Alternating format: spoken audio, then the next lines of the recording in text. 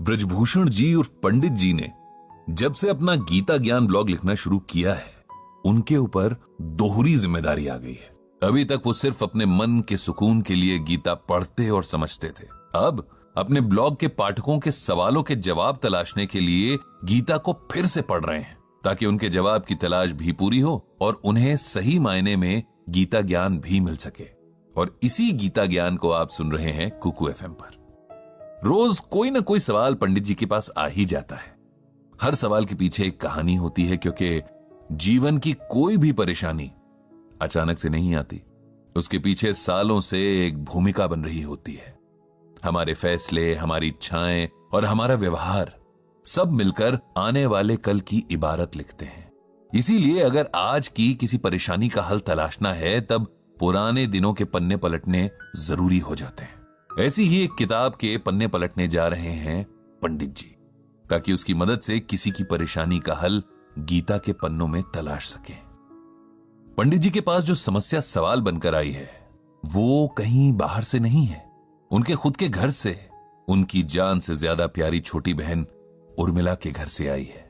हालांकि समस्या उर्मिला की बहू दिव्या ने उन्हें कल शाम फोन पर बताई है, लेकिन पंडित जी वो ये जानते हैं कि अगर उन्होंने इसका हल ना निकाला तो उनकी बहन की जिंदगी भर की मेहनत बेकार हो जाएगी। जिस सपने के पीछे उसने अपना जीवन होम कर दिया, वो बिखर जाएगा। ये सोचते हुए पंडित जी की आंखों के आगे अपनी बहन का पूरा जीवन तैर गया। 3 भाइयों की इकलौती बहन थी उर्मिला, सबसे छोटी भी थी, इसीलिए मां बाप के साथ भाइयों की भी लाडली थी। तीनों भाइयों की पूरी कोशिश रहती थी कि उनकी बहन को कोई परेशानी ना हो, उसकी कोई फरमाइश अधूरी ना रहे, उसकी आंखों में कभी कोई आंसू ना आए और पैर तले कोई कांटा ना चुभे। लेकिन अगर हमारे चाहने भर से जिंदगी चलती तो फिर किसी को भी कभी कोई परेशानी होती ही नहीं। किस्मत में जो लिखा है वो कई बार हमारी इच्छाओं के एकदम उलट होता है और इस पर किसी का जोर चलता ही नहीं। उर्मिला और पंडित जी समेत सभी भाई बहन जिस वक्त में बड़े हुए, उसके समय लड़कियों को पढ़ाई के कम ही मौके मिलते थे। फिर भी उनके माता पिता ने उर्मिला को 8वीं कक्षा तक पढ़ाया और फिर एक बहुत अच्छे परिवार के पढ़े लिखे लड़के से उसकी शादी भी करवा दी। उर्मिला का जीवन बहुत अच्छा चल रहा था। उसका पति बहुत समझदार और सुलझा हुआ इंसान था। भगवान ने एक बेटा और एक बेटी देकर उनके परिवार को संपूर्ण कर दिया था। जिस तरह के जीवन की उम्मीद कोई भी लड़की कर सकती है, उर्मिला के जीवन में वो सब कुछ था। लेकिन किस्मत को शायद कुछ और ही मंजूर था। एक शाम ऑफिस से घर लौटते हुए उर्मिला के पति की रोड एक्सीडेंट में मौत हो गई। एक हंसता खेलता परिवार जैसे अचानक से दुखों के पहाड़ के नीचे आ गया। उर्मिला खुद इस सदमे से उबर नहीं पा रही थी तो बच्चों को क्या संभालती। किसी तरह बहुत समझाने बुझाने के बाद, बहुत लंबे वक्त के बाद उर्मिला थोड़ा सामान्य हुई। अब उसके आगे एक लंबी जिंदगी थी जिसे उसे अकेले काटना था। साथ ही दोनों बच्चों का भविष्य भी देखना था। जब जिंदगी की कड़वी सच्चाइयां मुंह के आगे खड़ी हों, तब इंसान को शोक मनाने का भी वक्त नहीं मिलता। यही उर्मिला के साथ हुआ। भाइयों ने अपनी तरफ से हर संभव मदद करने का वायदा तो किया, लेकिन उर्मिला जानती थी कि उनके भी अपने परिवार, अपनी जिम्मेदारियां हैं। आखिर कब तक वो लोग उसका और उसके बच्चों का बोझ उठाएंगे। उसे खुद ही कुछ करना होगा। वो ज्यादा पढ़ी लिखी तो थी नहीं, इसीलिए कहीं अच्छी नौकरी उसे मिल नहीं सकती थी और इसीलिए उसने सिलाई का काम करने की ठानी। ब्रजभूषण जी से वो तीनों भाइयों में सबसे ज्यादा करीब थी, इसीलिए उसने इस बारे में उन्हीं से सलाह मांगी।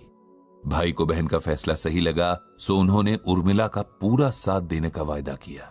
ब्रजभूषण जी ने उर्मिला को सिलाई का डिप्लोमा करवा दिया। धीरे धीरे घर पर ही उर्मिला को सिलाई का काम मिलने लगा।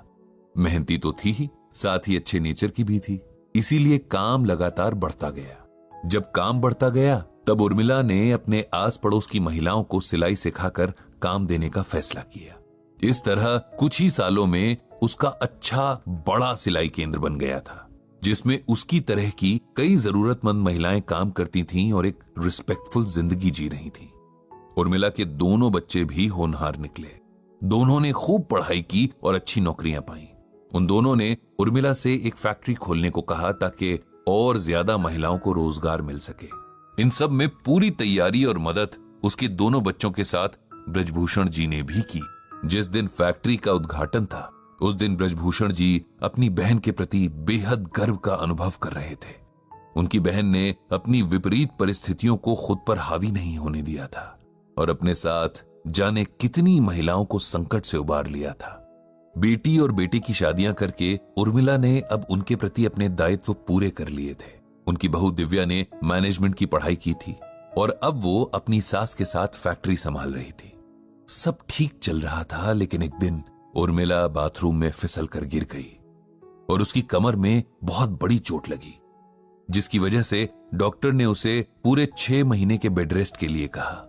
6 महीने में हालत सुधरने के बजाय बिगड़ती चली गई और उर्मिला तमाम इलाज के बावजूद बिस्तर से लग गई। अब घर और फैक्ट्री की सारी जिम्मेदारी दिव्या पर आ गई। उसने कोशिश तो पूरी की, लेकिन उर्मिला के फैक्ट्री न जाने से वहां के कर्मचारियों के बीच कई तरह की समस्याएं आने लगी। काम से ज्यादा काम चोरी होने लगी, अनुशासन खत्म होने लगा, जिससे काम पर फर्क पड़ता और कारोबार पर बुरा असर होने लगा। इसी समस्या से परेशान होकर दिव्या ने पंडित जी को फोन किया था। वो जानती थी कि उनके पास कोई ना कोई हल जरूर होगा, कोई अच्छी एडवाइस तो वो जरूर देंगे। पंडित जी ने उसकी तमाम शिकायतें सुनी कि फैक्ट्री में काम करने वाली महिलाएं देर से काम पर आती हैं, काम चोरी करती हैं, वगैरह वगैरह। पंडित जी ने कुछ देर सोचा और फिर दिव्या को श्रीमद् भागवत गीता का ये श्लोक सुनाया। यद्यदा चरति श्रेष्ठस्तत् देवेतरो जनः स यत् प्रमाणम कुरुते लोकस्तदनु वर्तते। इसका अर्थ है कि हे अर्जुन, श्रेष्ठ पुरुष जो जो आचरण करता है, संपर्क में आने वाला पुरुष भी वैसा ही आचरण करते हैं। वो जो कुछ प्रमाणित कर देता है, समस्त मनुष्य समुदाय उसी का अनुसरण करने लगते हैं। इसका मतलब यह है कि बेटी, हमारा समाज और इसमें बसने वाले लोग अपने लिए आदर्श ढूंढते हैं। ऐसा आदर्श जब उन्हें मिल जाता है, तब वे भी उसके गुणों को अपने व्यक्तित्व में उतारने लग जाते हैं। इस तरह पूरा समाज एक आदर्श समाज बन जाता है। अगर इसका दूसरा अर्थ हम देखें तो वो इस तरह होगा कि किसी से भी कुछ अपेक्षा रखने से पहले हमें वैसा आचरण खुद भी करना पड़ता है, तभी हम अधिकार से दूसरों से अपेक्षा रख सकते हैं। यदि तुम चाहती हो कि तुम्हारे लिए काम करने वाले लोग आदर्श हों, तब तुम्हें भी उनके लिए आदर्श बनना पड़ेगा, ताकि वो तुम जैसा बनना चाहें। तुम्हारी सास यानी उर्मिला उनके लिए वही आदर्श थी। वो हमेशा फैक्ट्री का समय शुरू होने से आधा घंटे पहले पहुंच जाती थी। गेट पर खड़ी होकर आने वाले लगभग सभी स्टाफ मेंबर्स से मिलती, उनके हालचाल पूछती, अगर किसी को कोई समस्या हो तो उनकी मदद करने की कोशिश करती। काम के दौरान पूरी फैक्ट्री में घूमती रहती कि कहीं कोई दिक्कत तो नहीं। इस तरह स्टाफ को वो हमेशा उनके बीच मिलती। उनके सुख दुख में हमेशा साथ रहकर उर्मिला ने उन्हें बिल्कुल अपने परिवार की तरह बना लिया था। इसी वजह से सभी महिलाएं काम को अपना काम समझकर करती और सब खुश भी रहते। अब तुम सोचो कि मालकिन की तरह आधे दिन फैक्ट्री जाना, अपने एयर कंडीशन वाले ऑफिस में बैठे रहना और सिर्फ काम की बातें करना, ये बिहेवियर तुम्हें उन काम करने वाली महिलाओं के करीब लाएगा या उनसे दूर करेगा? दिव्या को अब समस्या की जड़ भी समझ आ रही थी और समाधान भी दिख गया था।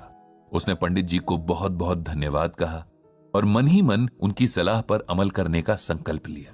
पंडित जी ने भगवान श्री कृष्ण और श्रीमद् भागवत गीता को प्रणाम किया और प्रार्थना की कि प्रभु सभी को सही राह दिखाएं।